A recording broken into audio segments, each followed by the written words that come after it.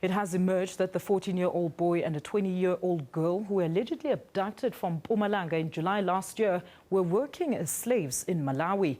It's alleged that the youth were trafficked out of South Africa by women who had earlier approached the family asking for a place to stay.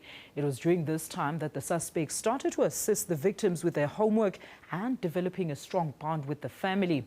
The women then suggested to the grandmother that they be sent to the United Kingdom to get quality education. Our reporter Sibongile Mkani-Mpolweni is in Malawi. Right now we are in Lilongwe, the capital of Malawi. We arrived here yesterday with the Department of Social Development to repatriate the 14-year-old and the 20-year-old South African who were taken from their grandmother in Mpumalanga under false pretenses. When we arrived here yesterday, the South African High Commissioner told us that this case is not a unique one. They are inundated with South Africans, especially young women, who are lured into the country by older men to come here, and they end up stranded with no paper, proper documentation to go back home.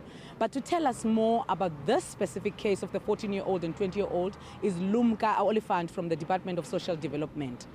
Lumka, can you tell us what is happening now with this case?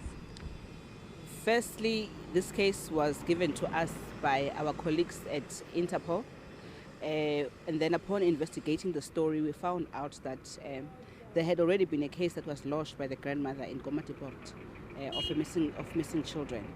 When we arrived yesterday, we met with the High Commissioner, who told us all sorts of things about some of the cases that are here.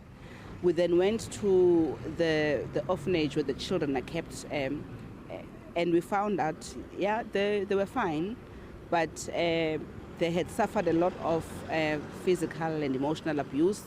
The young woman, who is 20, did not even want us to leave them behind, but we could not take them with us at that moment because proper procedures and protocols have to be undertaken for them to be officially handed to the South Africans today.